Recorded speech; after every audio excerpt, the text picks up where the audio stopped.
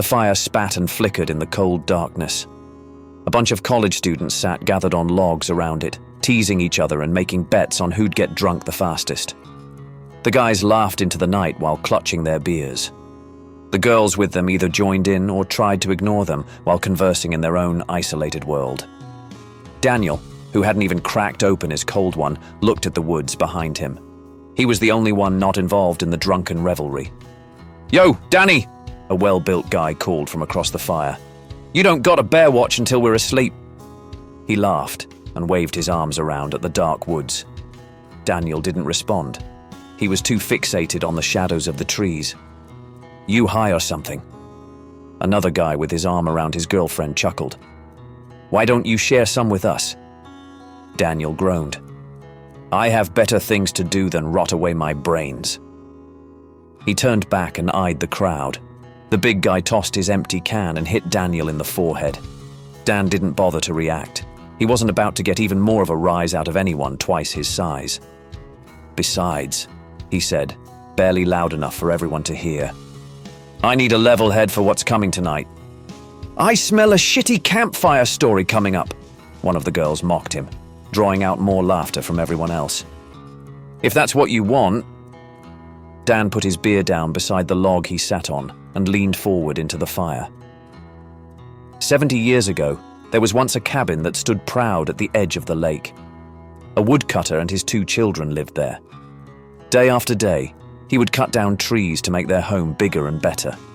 A new room here, some furniture there. And when they ran out of room, they'd sell the older chairs and tables. The woodcutter always warned his children to not venture into the deeper forest where an old witch lived.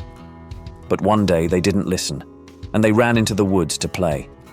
The woodcutter came looking for them when they didn't come back.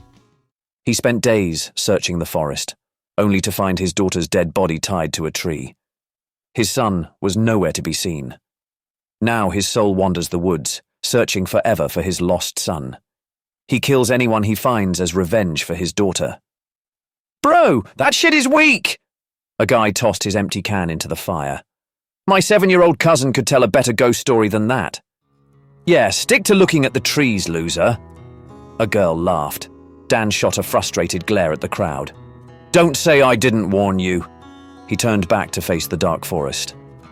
After the fire went out, everyone returned to their tents to pass out. They'd all have splitting headaches in the morning.